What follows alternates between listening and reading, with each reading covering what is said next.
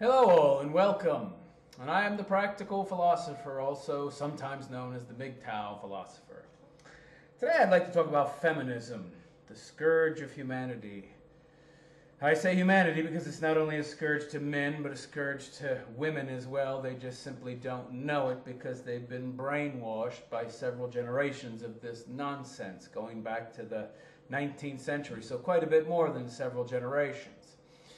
Now, first of all, feminism didn't start out to be the cultural Marxist piece of garbage that it currently is. It just got co-opted and used for that purpose later on. It was a convenient tool, just like the people who promoted are convenient tools. Now, it started out as a women's suffrage movement. Women wanted more equality, more power, actually. They wanted more control of their lives, and they wanted the ability to do a lot of the things that men did.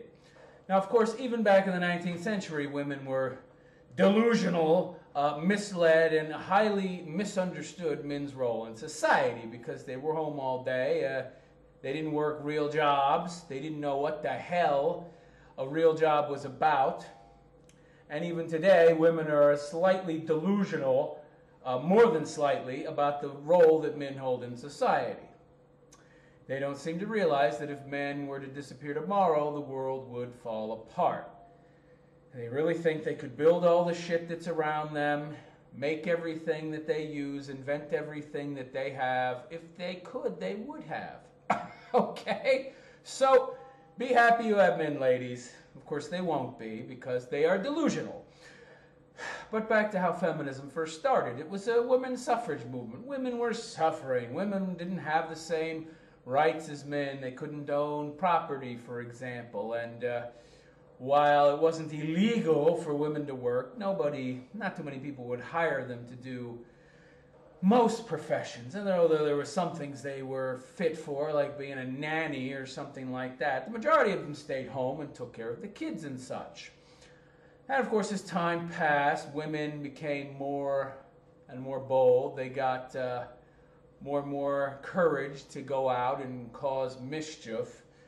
They pushed, and saw that, hey, they could push, so they pushed more and more, and before you knew it, they were doing radical shit like running around, bashing up bars, and, in Europe, destroying coffee shops and shit, because that's where men would gather, and what people might not know is that coffee inhibits one's libido, and men at home were not being quite as affectionate with their women after they went to the coffee shops, and the men were spending a lot of time in these new coffee shops in Europe too, and not spending as much time with their lovely wives. So the women, what did they do? They basically protested, and tried to lobby to get coffee shops shut down.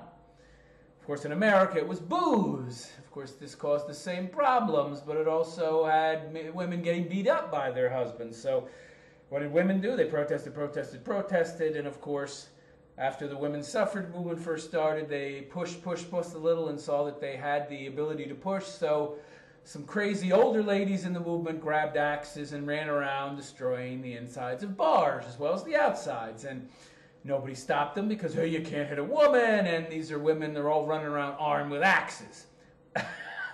And then, of course, you had the later on wonderful idea of prohibition, which came about by women, first of all, getting the vote, and then there's so many women, the dumb white men in Congress thought it was a good idea to amend the Constitution and to prohibit alcohol so they could get the ladies' votes, and this caused a decade and more of intense crime throughout the country and lots of death.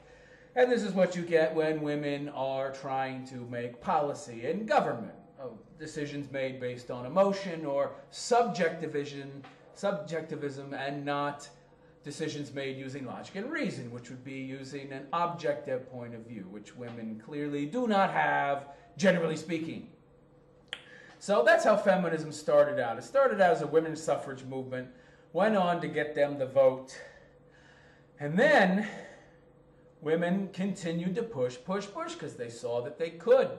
America had become more and more liberal. Men had become more and more tolerant of their women's misbehavior. And before you know it, women are pushing the idea of equality with men and wanting to have the same rights as men and the same jobs as men. Not the stinky, terrible, crappy jobs, of course, because they don't want to do those jobs. You know, they want equality. They want to be the same as men, but they don't want to do everything men have to do. And that's feminism. Now, it basically morphed. It morphed in the 50s and early 60s into something else entirely. Okay? It became something different. It became, and eventually morphed into the third wave of feminism. You know, first wave was women's suffrage, to get women to be seen as, you know, somewhat equal to men, get them to vote so that they could influence policy. And that's what the second wave of feminism was about. The first wave was just to get some initial greater rights for women in society, the vote, and then, but that wasn't enough for women. They wanted more than just the vote and to have equal protection under the law. Oh no, they wanted to be men. Okay? They wanted to be men. I mean, you know, they're at home all day and, oh, I have all these babies I have to feed. I have to take care of them, change their diapers, and my job is so hard. And back then, it was a hard job being a woman. I will grant you that. Women in the 18th and early 19th century, they had a rough friggin' job. There was, you know, not much electricity. Almost nobody had electrical appliances anymore at all. And so women had to do everything by hand. I mean, they had to wash the clothes by hand. They had to do all the cooking. They had to stoke the oven. They had to, you know, have wood put in the oven. They had to get the right temperature for the oven. And all their cooking was done over on a wood stove. I mean, good God, talk about a hard job. If you've ever washed clothes by hand, I mean, especially dirty, grimy, grungy clothes, and I've tried it just to see how difficult it is. Woo, that is hard stuff. And imagine how grimy and dirty a co-worker's clothes would be. I mean, talk about difficult. And the women back then, many of them would make their own clothes. Some of these women would even spin their own cloth. I mean, it was a hard job being a woman back then, and I take my hat off to these women. I'm not saying that their job was any harder than a man's, but it was certainly almost as difficult. It was certainly a hard job, but it wasn't as hard, okay? I'm sorry, if you're in a mine swinging a pickaxe, digging out coal from underground and risking your life, yeah, your job's slightly harder than a woman hand washing somebody's pants. It's not to say she didn't have a hard job, though. Just comparatively speaking, it was really not a big comparison. But of course, compared to today's jobs, oh, women had it rough. And I take my hats off to them, especially considering how women today don't want to make a piece of toast, and you know it would kill them to just make a sandwich, for God's sake, let alone cook something. So you know, women back then had it rough, and I can understand why they would see men and think men had this cushy existence that they didn't have. What they failed to recognize, though, was that men earned this existence. They earned these extra rights that women didn't earn. Yeah, I'm sorry, ladies, but men worked harder and did more than you did. You just need to look around society. Everything was built by a man. And of course, a woman would say, oh, well, that's just because of patriarchy. And, you know, they got the jobs. If we'd had that opportunity, we'd have built the same stuff. Really? I mean, how much weight can you lift? How good is your hand-eye coordination?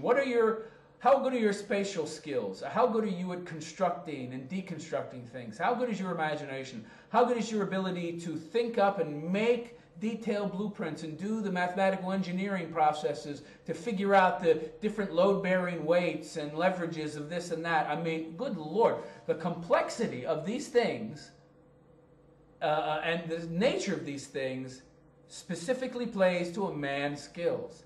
If these things specifically played to women's skills, women would have been doing these things, okay? If it was found that women had these abilities, they would have been the ones doing them, not men. That's how the world works, okay? And then the world would have developed slightly differently with maybe women being on an equal playing field with men, or maybe even in a superior position, instead of where they ended up.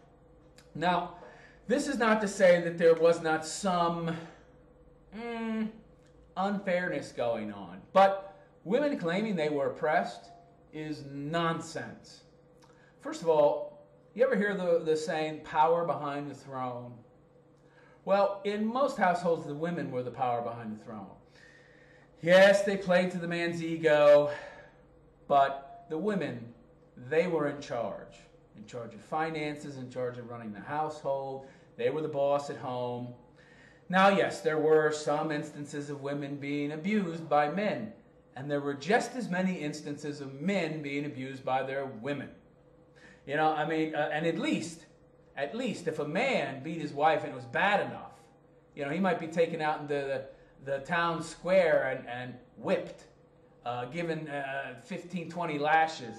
A guy, if the community knew that his wife was abusing him, he would be strapped on the back of a donkey, turned backwards, tied to it, and, you know, ridden around town to be laughed at and ridiculed. They'd come to his house at night and bang pots and pans and shit, and ridicule the guy. He would be publicly shamed if he was beaten by his wife, which is almost the same kind of thing he goes through now if anybody finds out. So they hide that type of stuff nowadays.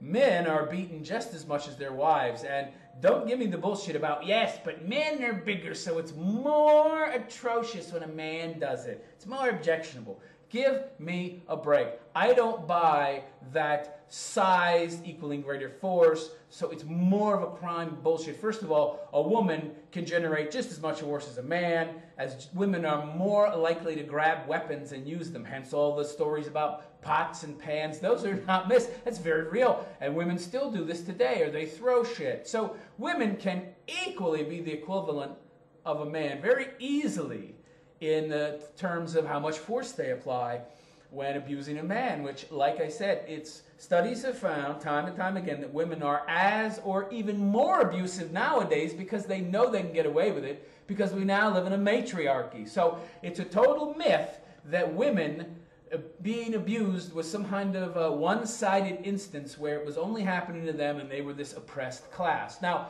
yes, they could not vote. Okay, let's address that. There's a reason for that. And that's this. Women are emotional. They act on their emotions. They don't use logic and reason like men do, generally speaking. They use their emotions to make decisions. And women, by their very nature, are collectivists, okay? They're socialist collectivists, because they rely on subjectivism, which is exactly what Marxism relies on. To be a socialist is to be a subjectivist. So women are natural socialists, which is the worst type of government you could possibly have. My God, it's the worst. And so men saw this, and they saw that women were irrational. And so, yeah, they didn't let them vote. Good. Just like you don't let children vote, because truthfully, let's be honest, and you might find this condescending, but the truth is the majority of women are like children, okay? It's the truth. When it comes to women, they have no accountability for their actions these days, no reason. You know, if you ever watch these videos online of women doing horrible things and the cops don't do anything and they just walk away, like that one with the 30-year-old Indian doctor who beat up the Uber driver, trashed the inside of his car, and then nothing happened to her. She paid for his broken cell phone, and that was it. Yeah, she lost her job after somebody, thank God, filmed the incident, but she didn't go to prison like she should have. If it had been a man that had done that, he'd have been in jail for years. So women are irrational. Women are immature. They are too emotional. So, yeah, they should not have gotten the vote. They shouldn't have had the vote, and they shouldn't have the vote now, because look at what they've turned the country into. So feminism being required to right this sort of inequity in control over who gets voted into office, I don't see it, because guys back then had the right idea. Women should not be allowed to vote. But that was the start. It was like around the second wave of feminism coming in. And then second wave transitioned into third wave, which was supposed to be about women gaining the equal opportunities with men. In fact, this was like it's supposed to be the final stage. All opportunities, the same opportunities as men. But it changed. It changed because it got co-opted, especially after World War II. It got co-opted by the left. And the members of the Frankfurt School, who had already deeply infiltrated America's universities, because socialism is very attractive to intellectuals and professors. They like the complexity of it. They like the language of it. They like the idea of leftism. And so they spread these ideas, and then they co-opted feminism, because feminism is rife with social ideas. I mean, feminism really is a leftist ideology, and they co-opted it and made it even more leftist, to the point where it wasn't about equality for women anymore. It was all about identity politics and grouping people. In the case of feminism specifically, but not really specific. At that time, when the third wave feminism came about, it was specifically about grouping men and then hating them, disenfranchising them, destroying them and their traditional role in society, because, you know, leftism, socialism is all about deconstructing, demoralizing, and then deconstructing the society.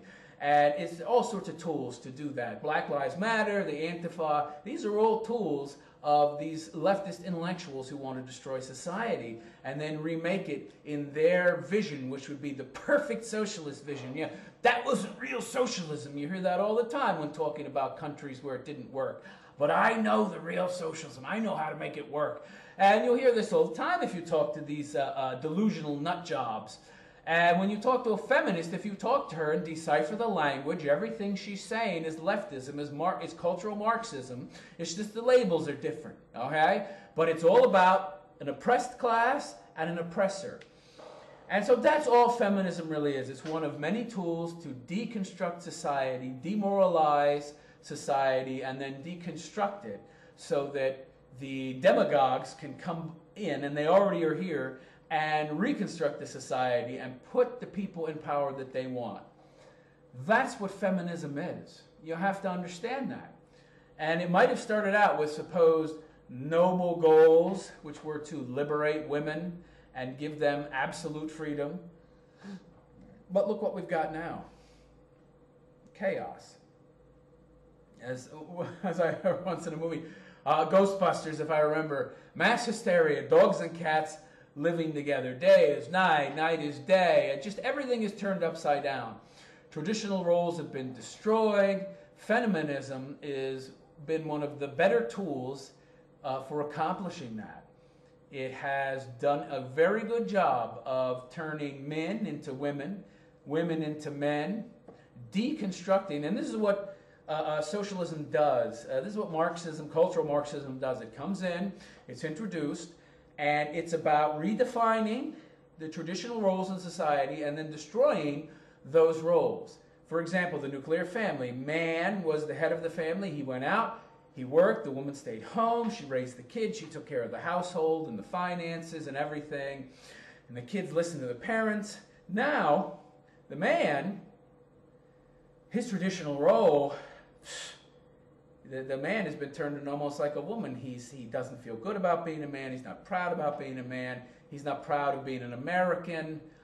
Feminists have branded America as a horrible country. That's another thing. Destroy patriotism and any sense of nationalism at all, which, by the way, nationalism is not necessarily a bad thing.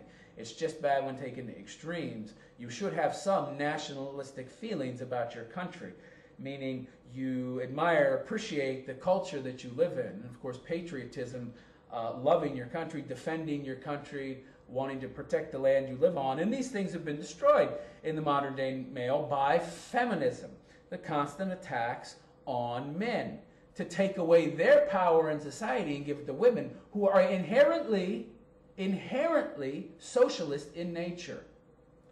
So it's all about deconstructing society.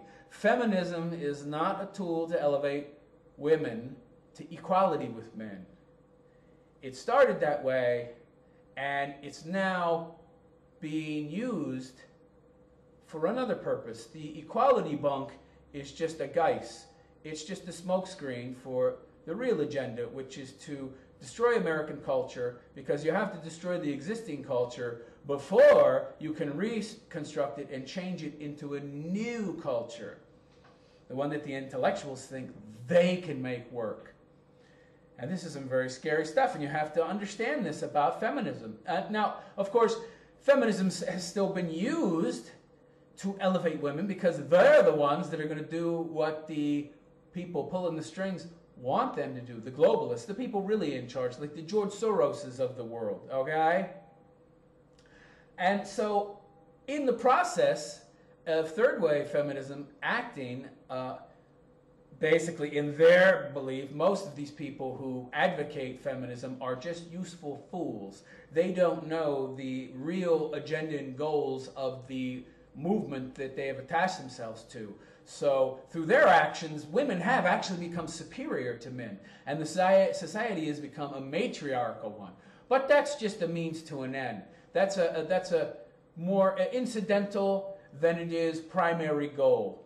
But it's convenient, and it's good for the people who are advancing the globalist agenda, who want to fracture and destroy society by attacking its traditions and the culture itself and redefining everything, including words, that women, who are the most emotional and easily manipulated and the easiest to be social conformists and to form social collective, that's wonderful that they are now in power. But that's not the end goal. That's just a convenient happenstance. And yes, that was part of it, but I don't think that was the intention initially. The real intention, first of all, was, now this was sold to the government, mind you. What you might not know is that the third wave feminism movement, the second wave feminism movement, like 2.5 feminism, the second moving into the third wave feminism movement, was funded by the CIA. Those first books written, you need to do some research on CIA funding feminists. Some of the first second to third wave books written on feminism were funded by the CIA, because the government had some specific goals, and the globalists essentially went to them and said, hey, we want this, that, this, and it's going to benefit you in this, that, and this way. And the benefits for the government of feminism are very clear. Because you see, in the 1950s, early 1960s, most women were housewives. And so only half of the population was working. And so the tax revenue was not enough. So the globalists said, hey, we need more, we go to the government, we can get them involved in pushing our agenda and speed things up even faster by having the government do some of the heavy lifting for us. So they went to the government and said, hey, there's not enough people working. We need more people in the workforce paying taxes, all right? So what we need to do is break up the family. So let's fund this movement and make it a real movement now, instead of this fringe thing, where women will get more power and be convinced that being a housewife is a bad thing, and being married and tied to a man isn't necessarily such a great thing either. And we will double the people working, and then we'll double our tax revenues. And of course, if you say to the government, who loves to waste money, we're going to double your tax revenues, they'll be like, hey, that's a good idea. Well, but they couldn't be so overt about it, and that's why they used the CIA. So you folks really need to do some research on this stuff, and you'll find out that I'm right about all of this, and it's easy to access this information if you just do a little research. So feminism, in its earlier stage, while a noble cause, was misguided. It was a misguided cause, misguided by women who thought men had something they did not, when they really didn't have enough experience with the man's lifestyle and how he comported himself outside of the home to understand that they weren't missing out on anything. They weren't missing out on anything. he's digging coal out of a coal mine. He's shortening his life by 30 years, sucking down all those all that coal dust. Or he could get drafted into World War I or World War II and go die in war. I mean, you ladies out there, especially the ones back then, thought that it was some great, wonderful thing to be a man. But we had it rougher than you did, ladies. You had it easier than we did. You were the ones being treated. You have always been treated special. That's why the man is called the protector of the household. He protected you. You had a very special place. You were the only one that could make the babies. You were the only one that could raise the babies because you made the breast milk. You were supposedly better at raising kids, which we now know isn't true. Research has shown that men make better parents. Do a little research and you'll find that out. But, so this is what feminism came from. A woman's misunderstanding and feeling that she was suffering under some kind of yoke of male oppression. And actually, the people that stirred this up were, old, unhappy, bitter women who had either never been married or it sounds familiar, like today's feminists, or who had been abused and mistreated by their husbands and, felt that all marriages must be like this, so they have to free women. And they convinced a lot of dopey younger women who were very easily convinced to join groups because they're natural collectivists, to join into their cause and promote this liberation of women, which they didn't really need to be liberated in the first place. They had everything just fine, but they didn't realize that. And that's why it stagnated for quite a while. And women were quite happy in the 50s. And then came along the next wave of feminism, and it got funded by the government to break up the family. And that wasn't the only reason to create more tax revenue. It was to give the state more power. Because if you can break up households and weaken the hold that the parents have on the children, then you empower the state. You give the state more control. You give them more power over your kids. And over you, of course, because you're breaking the connections in families. In the past, especially in the 19th century, families were their own governments in a way. The household was the country. The father was the president. The mother was the real president, actually, behind the throne pulling the strings. And their word was law. And they raised their kids and taught them values. It was very difficult for outsiders to influence the kids. But if you break that family dynamic apart, if you separate the parents, you weaken them, and you weaken their influence on their kids. And now the state can come in through public schools and re-educate those kids and indoctrinate them. So feminism has probably been one of the most powerful tools of the left, of the socialists, from the Frankfurt School to deconstruct society, demoralize society, and reconstruct it in their own vision of the utopian world.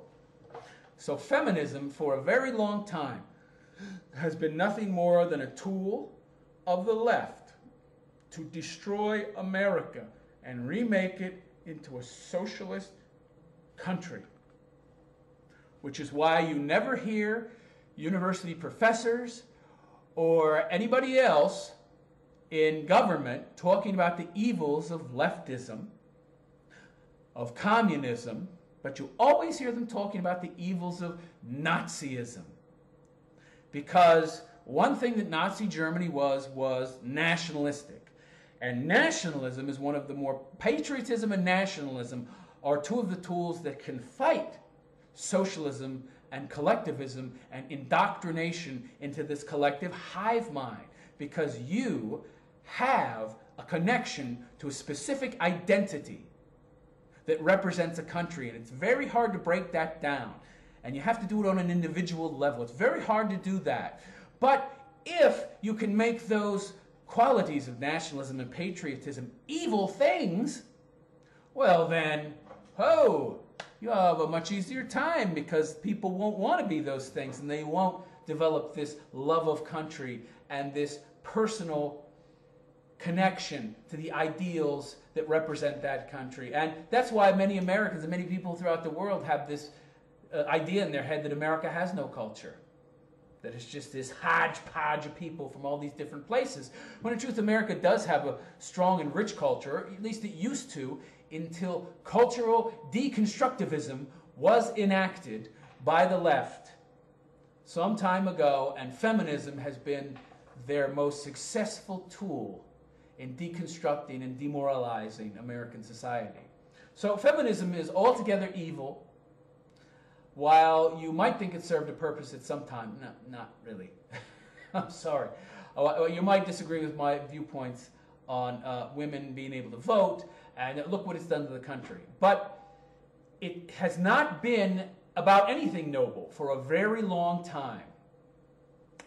For the past at least 50 years, it's only been about deconstructing and demoralizing the society, branding maleness, which really encompasses critical thinking, logic, and reason. And so it's about branding those qualities. Masculinity itself is evil because those are the qualities that can combat them. And venerating the qualities that represent women, which are subjectivity, empathy, and emotionally based decision making. That's why our schools have adopted a largely female focused, oriented way of teaching, and why they have totally, completely demonized the boy and the man. You know, that's why they got so many kids on Ritalin. To stunt the growth of their brain, to stop them from fully developing, to inhibit them expressing male characteristics, and to control them and make them just like women. ADHD, there's no such thing. It's called being a boy. It's called being a man. It's probably one of the biggest scams in history, okay, is the feminist movement. And it has infiltrated every single part of society, right down to your public elementary school. Leftism is everywhere. It went from the Frankfurt School, showing up at Columbia University and starting to spread its tentacle out from there back in the early 19th century. And it spread throughout academia. And now every teacher who teaches has been indoctrinated into that leftist system because it's in every university out there. And so they're all leftists. It's been all about re-educating kids and breaking down the American family so that they have no influence over those children. So avoid feminism at all costs. Preach the evilness of it to anyone who will listen, and avoid anyone that shows indications of being indoctrinated into this philosophy, and fight against it as much as you can. Stop being silent. Stop being the meek conservative who won't hit back when somebody calls you a racist, sexist, homophobic, Islamophobic, whatever, bigot. You need to fight back with the same kind of weapons they're using against you. You cannot be meek and passive anymore. You cannot sit on your ass anymore at home saying, oh, well, I'd like to go out there and protest or fight these people, but I got better things to do, like sleep, because I have to work the next day. That doesn't cut it anymore. That does not cut it. You need to get out there and be patriotic. You need to embrace some nationalism, okay? You need to embrace some type of nationalistic identity, all right, that is connected to your country. You can't just be this passive, meek mass sitting at home watching the news while these leftists run around scaring the shit out of everybody that isn't one of them, so that nobody stands up to them and they continue to take over the country. I mean, they've pretty much succeeded now. We can still beat them, but you folks out there have to recognize the threat and stop sitting on the sidelines.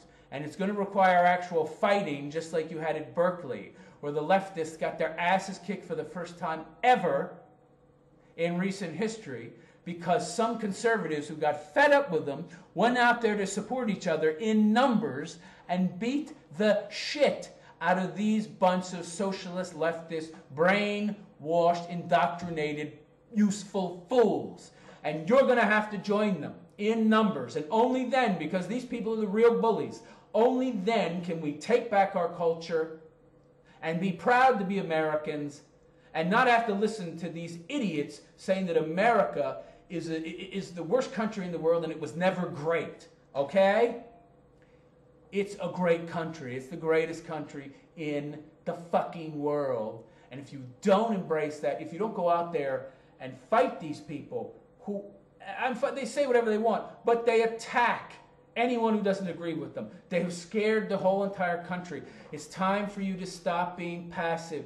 You have to become aggressive, and you have to fight them. You have to fight them with words, and you have to fight them with fists if it's necessary, meaning if they resort to that, and they will, because they always do. You have a 100% chance of violence if a group of leftists shows up and you say something they don't want to hear. So stop being afraid. There's more of you than there are of them. The only reason you haven't been able to get together until now is because leftist socialists are cowards. They're collectivists. So it's very easy for them to form into groups, while conservatives and people that value American culture and American ideals and freedom are generally individualists. So they look at things and approach things from an individual point of view. Well, you're at a disadvantage in this case because there's then going to be more of them in any given circumstance than there is of you. So come together, become a collective of individuals, not of brain-dead zombies who all believe the same goddamn thing, and they think that feelings equate to physical violence, so you've hurt their feelings, so it's okay for them to use violence against you. You've got to fight back against that, and you've got to fight back against feminism. Men out there, you need to stop being such pathetic, white knight pussies trying to service women who hate men, because that's what feminism has become. That was the entirety of the goal. That was the point. Man hate. Becoming a man is bad. Adopt a feminine ideology. Adopt a feminine mindset. That's why this transsexual bullshit has become so popular. That's why you have more and more men adopting this transsexual identity, because they hate their masculinity. They have been taught by the media, by everybody, that being male is bad and that woman is good. So through some kind of internalized shame, they have adopted a female persona.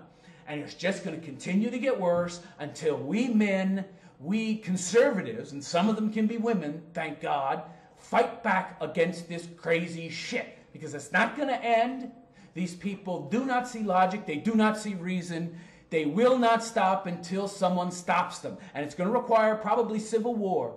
It's going to require rioting in the streets. It's going to require every time one of these groups shows up outside to protest somebody, you conservatives have to form your own group and go out there and confront them. And then there has to be a fight, because it's the only thing they understand, and they will attack you. And you can't run away, and you have to defeat them. This happened all over America, and it'll be a war. I guarantee you it will be a war, a civil war.